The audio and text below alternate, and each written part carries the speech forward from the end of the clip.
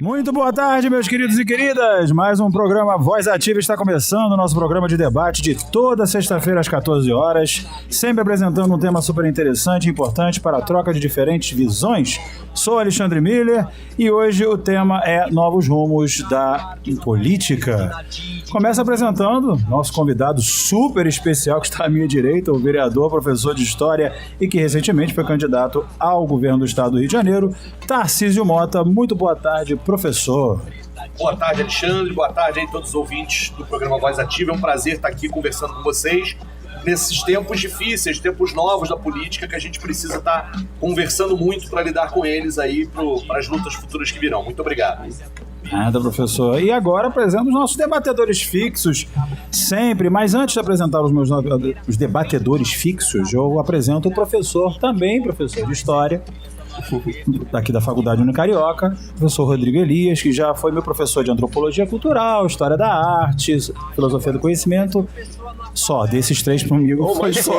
Mas eu sei que já dá aula de geopolítica, entre outras matérias. Boa tarde, professor Rodrigo Elias. Boa tarde, Alexandre. Boa tarde a todos os presentes, todas as presentes, ouvintes. E é sempre uma alegria e um grande orgulho participar do programa. Muito bem. E a nossa querida que está ajustando o microfone, mas super... Sempre aí para quebrar um galho. Pois é. A nossa apresentadora sempre fiel ao programa, ela diz que sai, mas nunca sai. Mas tá aí, Fernanda Calé. Então, boa tarde. Então, queria sair. O Patrick me chama todo dia, desesperado. A gente precisa da voz feminina nesse programa. Volta, que tem muito homem na Eu sou seu fã, cara. Pois é. Ele me ama demais. A gente tá resolvendo esse problema aos poucos. Mas hoje estou feliz, o debate tá bem legal e vamos que vamos. Isso aí. E, claro, à minha frente, quem? Patrick Amaro, nosso querido publicitário, fotógrafo e também dando umas pitacos de jornalistas. Ele Meu querido, boa tarde. Eu tô de tudo um pouco. Boa tarde a todos, sou eu. Agradeço primeiramente Tarcísio pela presença. Mais uma vez, professor, que é mais que querido aqui pela gente. E vamos debater um pouco hoje. Acho que o assunto é o que todo mundo se discute, né? Pós-eleição. E a gente ter um pouquinho mais de consciência do que a gente deve fazer, o que a gente não deve fazer. E o principal, dialogar sobre o assunto. Dialogar sobre a sociedade em si. Isso aí. Eu vou, antes de apresentar o último debatedor, porque eu sei que ele já está ávido por perguntas. Já. Quero dizer pro pessoal das lives que estão nos acompanhando e também o pessoal que está lá no T02, que também deve estar acompanhando, que deixem seus comentários e perguntas. O pessoal aqui do Nucom, que está super lotado hoje, recorde, graças a Deus, né? E que não é um estádio, mas nossas acomodações são confortáveis. E também deixem seus comentários. Mais uma vez, saindo minhas coisas aqui, meu Deus do céu, mas é normal. Mas deixem seus comentários, por favor, porque seus comentários de passar na ótica, perguntas Alexandre, são super bem-vindas. Esqueçam meu óculos, pelo amor de Deus. E apresento ao lado esquerdo o meu querido William Faria, que já disseram que, inclusive, é sobrinho do Tarcísio. Não é, meu querido? Eu tenho Boa tarde! Boa tarde, a professora Carol Ferro já está participando aqui. Beijo, Carol! Beijo, professora Carol! Pode começar com pergunta? Claro, meu querido, você é sempre bem-vindo. Então eu quero começar já falando sobre a esquerda nessas eleições presidenciais. Com a prisão do Lula, a esquerda parece ter perdido um pouco a referência, né? E após as eleições, o Ciro já passou a ser fortemente criticado dentro do próprio campo. O Guilherme Boulos tem uma preocupação muito grande com os movimentos sociais, né? Ele não pode abandoná-los agora que muita gente quer criminalizá-los. E o Haddad parece um cara que não vai liderar as ruas e nem vai pra firma ficar pedindo voto de operário. Ele é um cara da sala de aula. Quem vai ser esse nome da esquerda pensando em 2022? Olha, William, é uma excelente pergunta. Mas eu acho que a gente precisa pensar, inclusive, qual é o papel que a esquerda vai cumprir como um todo. Antes, inclusive, de pensar nomes especificamente, né? Eu acho que o resultado eleitoral nacional mostrou uma derrota da esquerda, né? E há um processo, inclusive, de derrota das pautas da esquerda, uma certa, inclusive, criminalização de uma série de pautas da esquerda e dos próprios movimentos e partidos da esquerda. Portanto, a gente entra numa fase de afirmação, né, da existência da esquerda, mas muito mais de resistência nesse processo. E aí significa ter que construir a maior unidade possível e reconstruir parte dessa esquerda para que ela esteja à altura dos desafios que virão, né, neste período. Portanto, eu acho que essas são lideranças importantes que saem da eleição, são nomes que disputaram a eleição, né, o Ciro Gomes, o Haddad, o Boulos, mas, de fato, o que a gente precisa nessa altura do campeonato é pensar qual é o projeto da esquerda para o Brasil. Quais são os elementos desse projeto que podem e devem ser apresentados à sociedade brasileira para que, diante do debate que se colocar, a gente possa tentar convencer a sociedade sobre esse mesmo projeto. Porque, na verdade, a gente viveu um processo de clara criminalização, em que, inclusive, vários dos projetos de esquerda eram mal vistos pela sociedade porque, né, fruto de uma determinada desinformação, fake news, etc. A gente tem que sempre lembrar também de que é óbvio que essa conjuntura que a gente está vivendo agora, ela é fruto direto do processo do próprio impeachment, golpe que tirou a Dilma da presidência da República com um forte discurso de criminalização da esquerda. E, portanto, nessa altura do campeonato, importa mais a esquerda que ela possa, inclusive, se reconstruir e pensar em que projeto tem ao avaliar os erros que aconteceram no passado, né? E aí, inclusive, avaliar os erros com autocrítica, como eu acho que o PT precisa, deve fazer, mas não só o PT, outros partidos de esquerda devem fazer isso, e a partir de um debate que se construa um projeto unificado de país, a gente aí sim, depois disso, pensar em nomes ou em formas de candidatura. Há uma questão fundamental, William. Antes da gente pensar nas eleições de 2020 ou 2022, nós vamos ter que lutar para que as eleições continuem acontecendo. E talvez essa seja a tarefa mais importante para a gente. Portanto, pensar numa eleição, num nome, etc., ainda é prematuro, porque tem muita coisa para a gente discutir antes desse processo. Mas tá assim. No dia 14 de novembro, as mortes da Marielle e do Anderson vão completar 8 meses.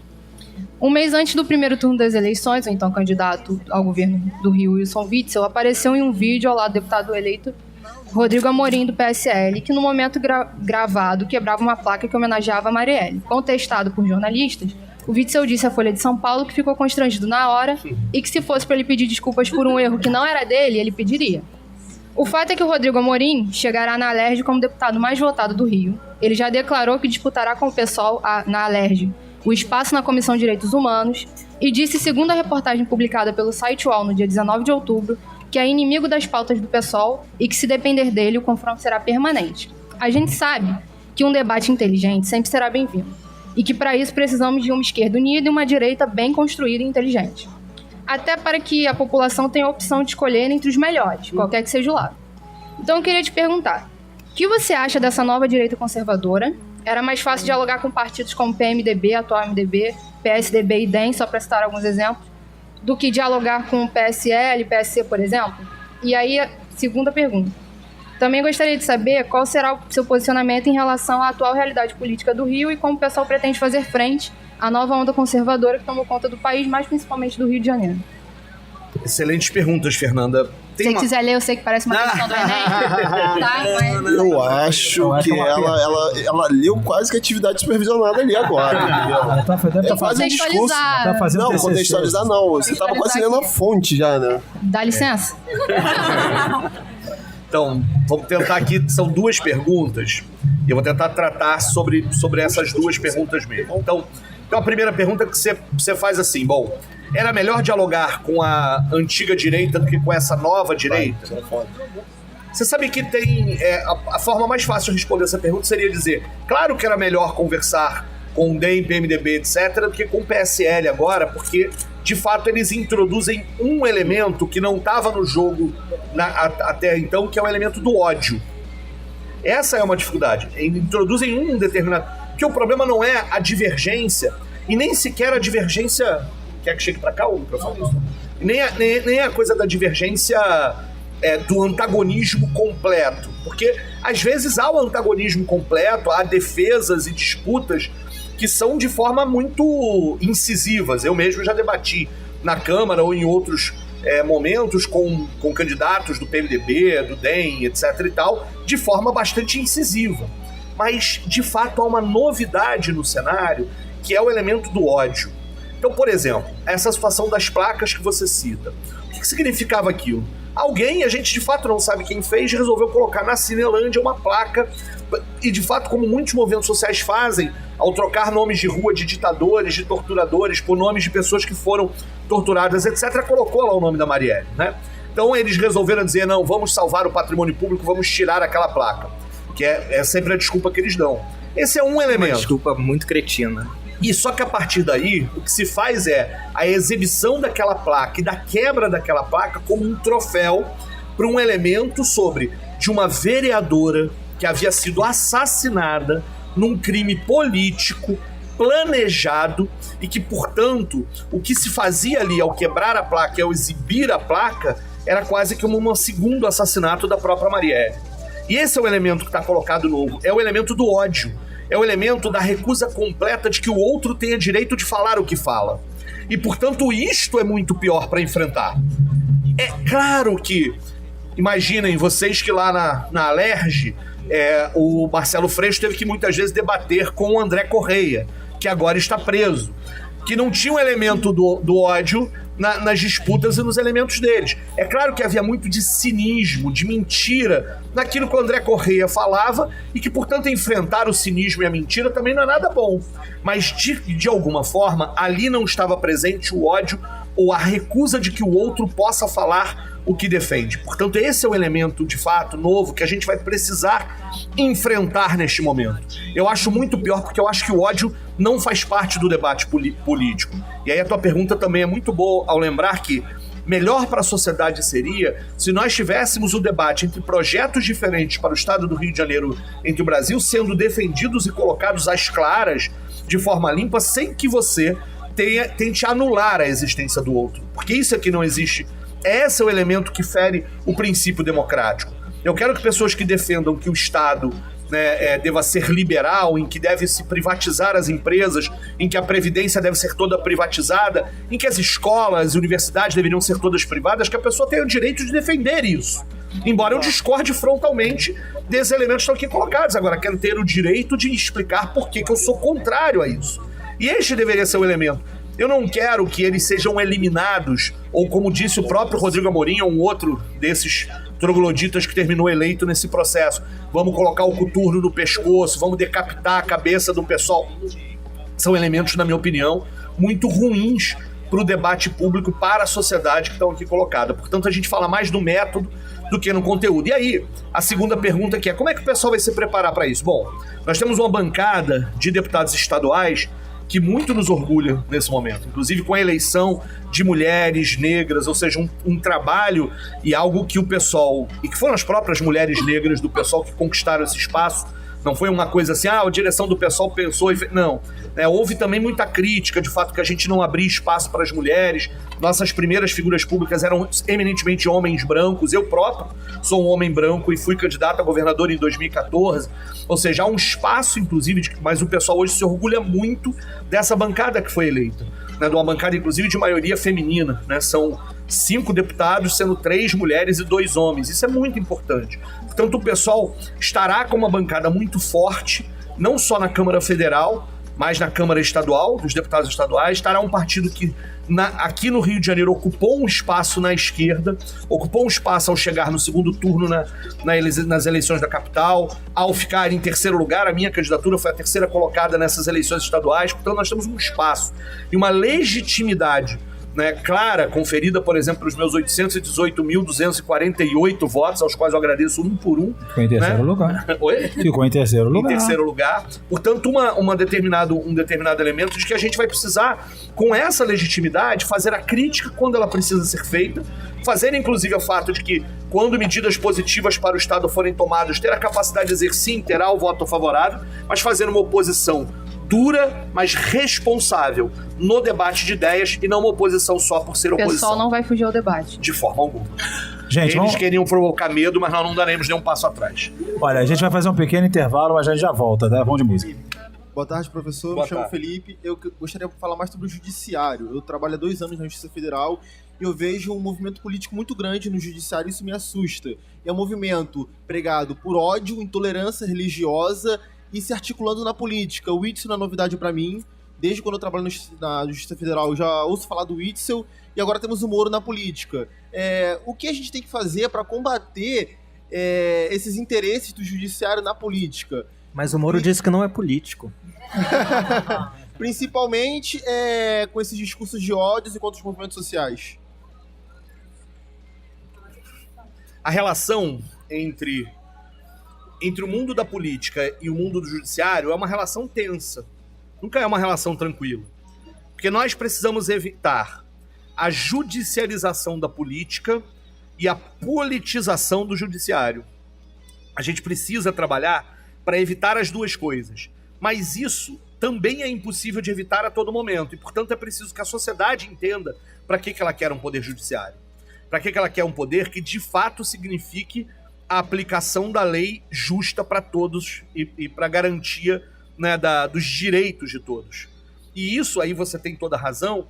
Quando a gente chega num determinado momento em que a politização do judiciário vai a tal ponto em que o judiciário age de forma seletiva e muitas vezes, inclusive, mobilizando valores de ódio, isso é um prejuízo para a sociedade brasileira como um todo.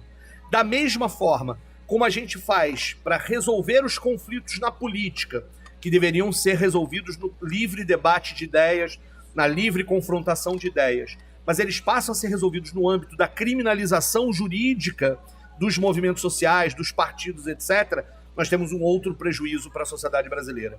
Então a gente precisa, nessa altura do campeonato, entender sobre como evitar essas duas coisas. Significa, mais uma vez, apostar na arena política como elemento importante de solução coletiva dos problemas que nós temos na sociedade. E aí significa entender que um juiz, ele precisa ser o mais, e aí neste caso mesmo, imparcial possível. Ele não pode ser seletivo nas suas, por conta dos valores políticos que ele defende. Ele é a aplicação da lei, que a gente sabe que não é a mera questão técnica, porque é impossível, nós não estamos falando só disso, mas deve ser o mais imparcial possível e buscar a imparcialidade a todo custo do ponto de vista da aplicação da própria lei. E aí tanto é o processo do que é a figura do Witzel, né, que aí você está colocando, quanto o que é Moro e o que é o processo. Porque qual é as nossas críticas, muitas vezes, à Operação Lava Jato? Muitas vezes foi a operação da seletividade, do uso político da Lava Jato. É o desdobramento da Operação Lava Jato que ontem levou à cadeia o André Correia. E, portanto, ali, ó, tá investigando, demorou anos para isso.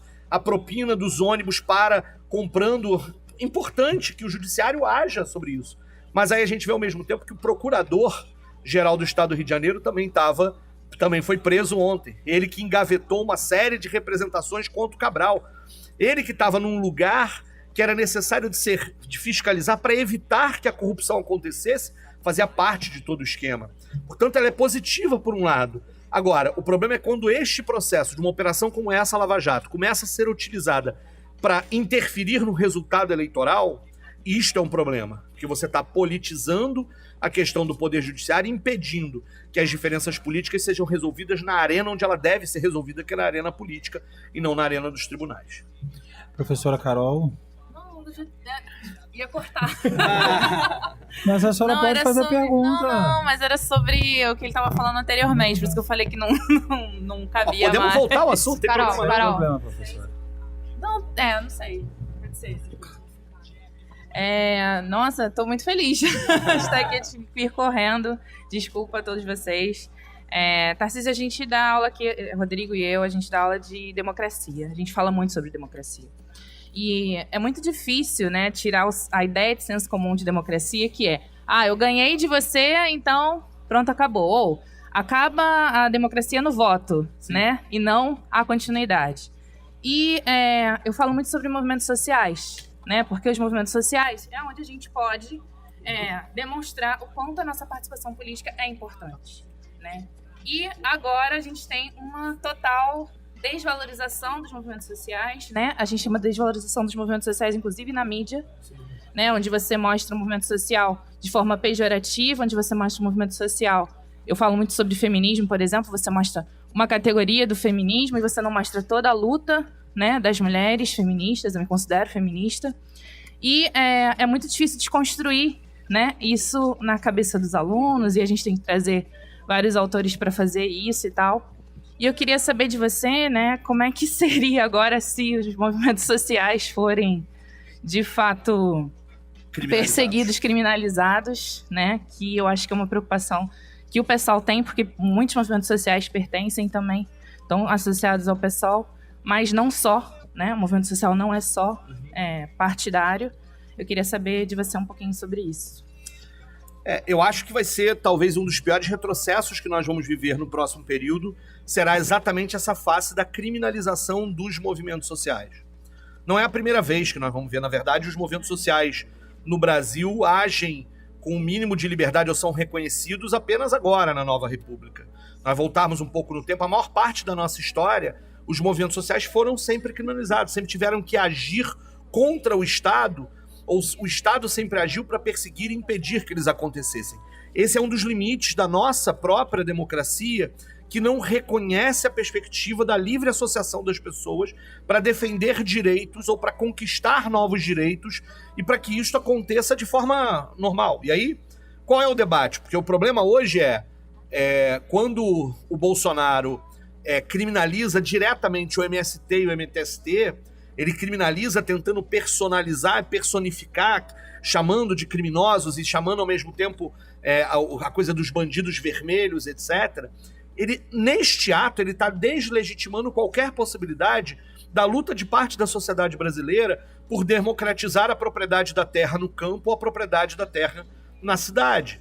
Ele deslegitima de que, por exemplo, o MTST ocupa sempre prédios e imóveis vazios que não estão cumprindo a sua função social que está inscrita na Constituição. Prédios que estão muitas vezes com dívidas tributárias enormes, ou prédios que muitas vezes são do próprio governo e que não cumprem seu uso, não cumprem sua função. De que o MST vai atrás lá da cadeia sucessória das propriedades rurais para perceber quando elas foram griladas, quando elas foram de fato roubadas. Ele tenta ofuscar aquilo que os movimentos sempre denunciavam.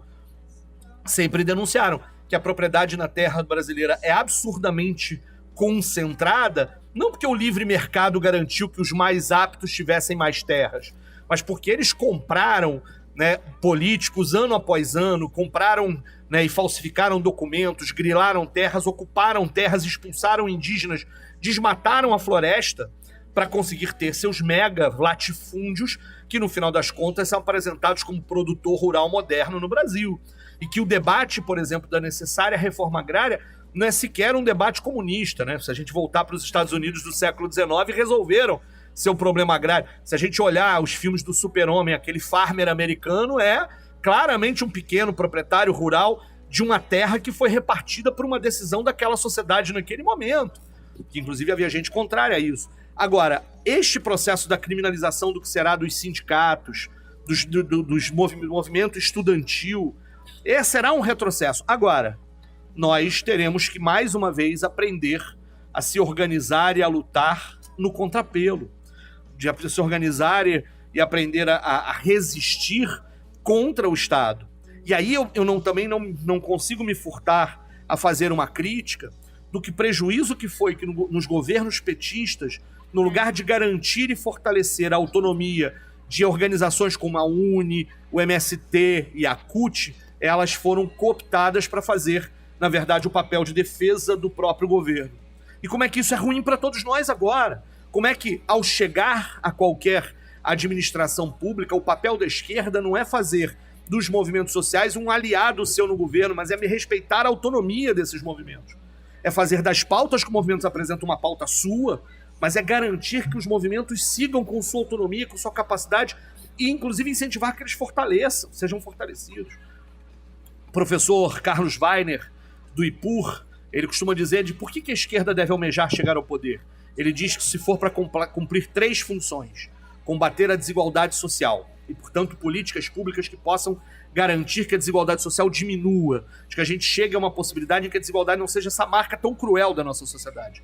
2, diminuir o poder dos poderosos, o poder político das organizações dos poderosos de sempre.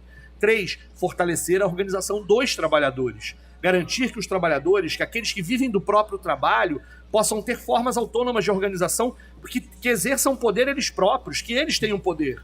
A esquerda não quer o poder para exercer o poder para ela própria. Ela quer que o poder retorne ao povo. Essa é uma diferença, uma marca fundamental. E aí, desse ponto de vista, viveremos tempos difíceis de criminalização dos movimentos sociais, e os movimentos sociais precisaram aprender a viver neste processo até que a gente consiga recuperar a legitimidade, até que a gente consiga debater e disputar o senso comum para mostrar que os movimentos sociais estão aí para tornar a sociedade melhor, como o movimento social dos indígenas, das mulheres, dos negros e negras, dos estudantes, dos sem terra, dos sem teto, estão em busca de pautas para tornar a nossa sociedade mais justa e melhor. E a gente vai chegar lá. A roda da história segue a girar. A gente vai viver tempos difíceis, mas que a gente vai ter que aprender a lidar com eles. Não seremos os primeiros na história a fazer isso. Infelizmente, tendo a crer que não seremos os últimos, mas nós seremos a barreira intransponível, como diz Vladimir Safatli, aquela que vai estar pronta para reconstruir um Brasil tão logo a gente consiga retomar o caminho em busca da igualdade, da fraternidade, uma sociedade mais justa, porque ela não virá nos próximos anos, infelizmente. Eu sei que tem muitos eleitores de Bolsonaro nos ouvindo aí, mas, né, o país mais justo, mais fraterno, não virá nos próximos anos, não é ele, não existe essa possibilidade neste projeto autoritário, misógino, racista, antipovo, que chegou ao poder nessas eleições, mas a gente está aqui e vai seguir lutando para que esse país, para esse mundo melhor, mais solidário, mais fraterno, menos desigual, seja construído com nossos corpos, com nossas lutas, com nossas ideias. Gente, mas a gente vai ter que se dizer tchau agora. Chegamos às considerações finais e... Patrick, é só considerações finais mesmo, mas nada. Ninguém vai falar mais nada. Patrick já quer encerrar tudo, já Você estourou. Você é o diretor, né? Já estourou. Achei que ele me perguntar sobre tudo. o carnaval, que ele tava falando. Por nós, a gente ficava a noite toda aqui, né? Mas já que eu Então, assim, para deixar aqui claro, nosso conversa em off, né? 2 assuntos muito importantes, né? Vamos tentar lembrar. Não foram debatidos aqui, mas vamos levar assim. Tarcísio, uma dica pro Carnaval 2019. Qual é a boa? A boa é procurar o bloco mais próximo de você, mais de acordo com sua identidade, e se perder na rua do Rio de Janeiro, nos blocos de rua, e procurar esses blocos. E sempre a questão é descobrir blocos novos. Essa é a grande questão. A meta e vai se fantasie, use a criatividade, sai com a fantasia de engraçada, irônica, saia com uma fantasia de protesto, mas se fantasie que o carnaval é pra isso. E assim, última pergunta, sendo mais objetiva e pessoal e tudo mais. E o teu primo, você vai assumir ele de vez? Você vai... qual é o seu projeto, assim, hoje é um dia especial, eu sei que você conheceu mais um parente, entendeu? Ele tá aqui, ele tá meio tímido, mas como vai ser daqui pra frente agora? Eu tô aqui emocionado por ter descoberto mais um parente, mas ao mesmo tempo decepcionado, né? Inclusive acho que vou ter que exigir um teste de DNA, porque disseram que ele é botafoguense. Isso, E isso é um problema. Na verdade, ele é botafoguense. Até onde eu sei, todo mundo que é meu parente é vascaíno, tá no DNA, Tá no DNA. no gene, etc. Sempre tem ovelha negra. Tá certo. Alguma consideração final, meu querido primo? Não, é só agradecer o pessoal que participou aqui na live e o pessoal que veio aqui fazer perguntas. Isso aí, gente, ó. Maravilha.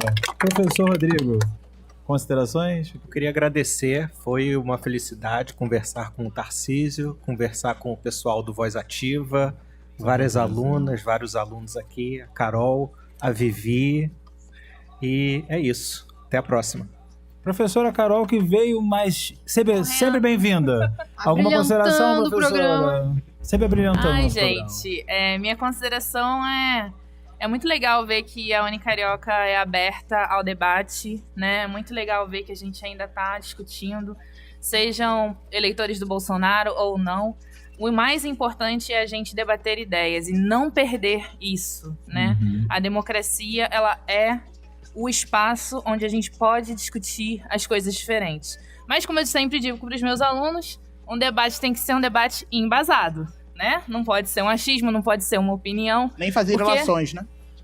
Porque opiniões e achismos estão muito baseados em preconceitos, né? Então a gente sempre tem que estar bem estudado, bem embasado para debater. E o professor Trazer pergunta de Tarcísio, Enem aqui, entendeu?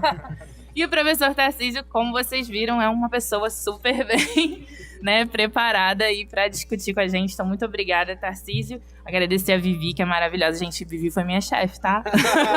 Nossa. Nossa, é a vida, Rodrigo.